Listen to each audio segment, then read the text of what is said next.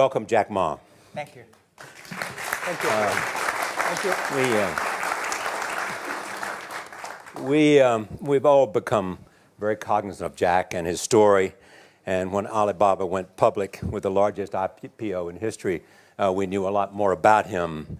So I want to talk about his personal story. I want to talk about how many times he tried and failed and what kept him going. I want to talk about where he is today and how he got here, and where he is going and how he expects to get there. And if he gets there, what will it all mean for him and for the people that he wants to inspire? So I begin with this question, though, Jack. Why are you back at Davos? It's a long break for 7 years. I think my last trip here was year 2008. But I was coming for year 2001 for the Young Global Leader for Tomorrow. And remember, I never heard about the Davos when I came. But when I came, in the Switzerland, so many young people demonstrate. It was such a horrible scene that I was, and I asked them, why did they do it? They say, anti-globalization. And I say, why? Globalization is a great thing. Why people don't like it? And then we come all the way for 2 hours here. There's a machine gun. There's people checking. I say, oh, God, is that a forum or is it a prison we're going to go? Is that? But when I joined the forum at the Young Global Leader, I was thrilled by so many ideas. For the first 3-4 years, I learned what does the globalization mean? What does the corporate citizenship mean? What about social responsibility mean? All these new ideas, and I see so many great leaders talking about leadership, and I benefit a lot. And the year 2008 and 2009, when the financial crisis came, I think it's better go back to work, because we can never win the world by talking. So we go back, spend 7 years. Now I come back, I think it's time to do something return. Because I learned so much. Let's talk 12 years ago. So why I should not talking to the young global leader of today, sharing with them how we've gone through. Okay. So that was the thing. Let's start with where you are today. Just how big is Alibaba? How many people come every day? How many people come in a week? How fast is it growing? Yeah, we have over 100 million buyers visiting our site, shopping our site every day. And we created 100 million every day. We created 14 million jobs for China, directly and indirectly. And we grow from 18 people to 30,000 people, 18 people in my apartment, to now we have 4 big campus. Compared to 15 years ago, we were big, but compared to 15 years later, we're still a baby. How big will you be 15 years from now?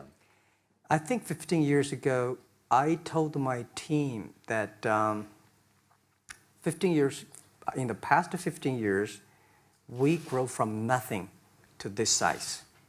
And 15 years later, I want people to know about Alibaba, know Taobao, because it's already everywhere. I want 15 years ago when we talk about what is e-commerce, why small business can using this e-commerce, this internet, can do business across the nation.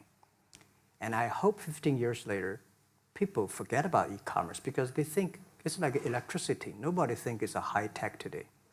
Now, this is something that I don't want 15 years later, we still walk on the street talking about why and how e-commerce can help people. Talk about the IPO. Did it exceed your expectations? Well, it's a pretty small IPO, 250. Yes. Yeah. The largest IPO in the history of Wall Street. We raised. And number 2 was a Chinese bank. Thank you. I remember year 2001. We went to raise some 5 million, 3 million venture capitalist dollars in the USA, and got rejected. And I say we come back raising a little bit more. But I think, what we think more about is for $25 billion, how we can spend the money efficiently, because this is not the money, this is the trust from the world, the trust from those people. They want to do better jobs to help more people. They want to have a good return. So I think gives me more pressure, because when our market cap is bigger than IBM, for a certain day we're bigger than Walmart. We're one of the top 10, 15 largest market cap company in the world. I told my team and myself, is that true? We're not that good. Because years ago, people say, Alibaba model is terrible.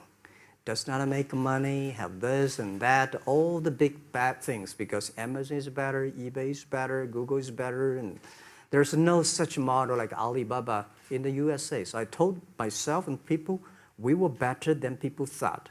But today, when we are that big size, I said, no, we are not that good as people thought. We're just a company 15 years old.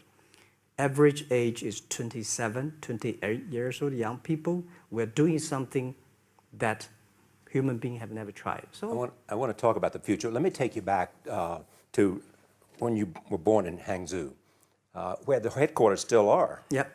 And your campus is there. You don't have a loot, don't move your loot. Your headquarters there. Yeah, you found it there, loot there. You grew up in the 60s. 64. Born in 64. That was the time of the Cultural Revolution. Yeah, it was the end of the Cultural Revolution. It was, well, my grandfather was a tiny landlord, was considered, after liberation, was considered to be a bad guy. So I know how tough it was when I was a kid. You tried to get into 3 colleges. Each time they rejected you. No, I tried. There is an examination that young people, if you want to go to university, you have to take the examinations. So I failed 3 times. Right. But a lot of fail. I failed for funny things that I failed a key primary school test for 2 times. And I failed 3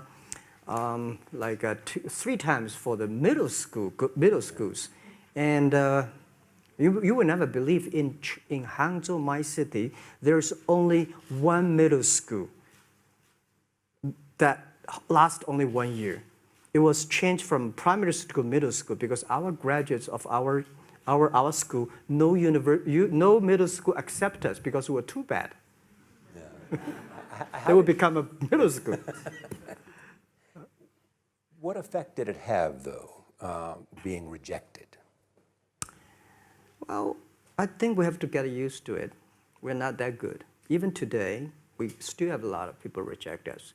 I think when I graduated from universities, and before I, for 3 years, I tried to fill in the universities. So I applied jobs for 30 times, got rejected. I went for a police, they said, no, you're not good. I went to even the KFC. When KFC came to China, come to my city, 24 people went for the job. 23 people were accepted. I was the only one guy. And we went for police. 5 people, 4 of them accepted. I was the only guy that I received it. So to me, being turned down, rejected. Oh, by the way, I told you that I applied for Harvard for 10 times, rejected. I know I'll be rejected. I just want to say that. Yeah, sorry now. 10 times you wrote them and said, I'd like to come to Harvard. Yeah. And then I told myself, someday I should go teach there, baby. I think that can be arranged. Richard Nixon came to Hangzhou. Yeah. And after that, tourists flooded the place. Yeah. And that's how you learned English. Yeah. I really like I don't know why, at 12, 13 years old, that time I suddenly fell in love into the language, the English. And there's no place you can learn English at that time. There's no books, English books. So I went to the Hangzhou Hotel, now called Hangzhou Shangri-La Hotel, because that was the hotel can receive the foreign visitors. So every morning for 9 years, I showed them around as a free guide, and they taught me English. And I think that changed me. Today, I'm a 100% made in China. I've never got a one-day train outside China. Yeah. And when people talk to me, say, Jack, how can you speak English like that? Why sometimes you talk like an Western guys? I think that was the 9 years. These Western tourists opened my mind because everything they told me are so different from the things I learned from the schools and from my parents. So now I have a habit. Whatever I see, whatever I read, I use my mind. Think about for 2 minutes. Is that how Ma Jun became Jack Ma? Actually, Jack, the name was given by a lady in tennis. She's a tourist. She came here and she said, came to Hangzhou. We become a pen friends. Ma Ring is so difficult to pronounce. So she said, do you have an English name? I said, don't. So can you give me an English name? She said, okay. She said, my father called it Jack. My husband called Jack. What do you think about Jack? I said, good. So I've been using that for that many years. Yeah. First visit to America in 1995? 1995, yeah. I came here for a project helping the local government to building up a highway. And you tried the internet? I tried the internet in Seattle. And in a building called the U.S. Bank. I don't know whether the U.S. Bank is still there or not, but it's a building. And my friend opened a small office, which is like only 10% bigger than this room. And there are a lot of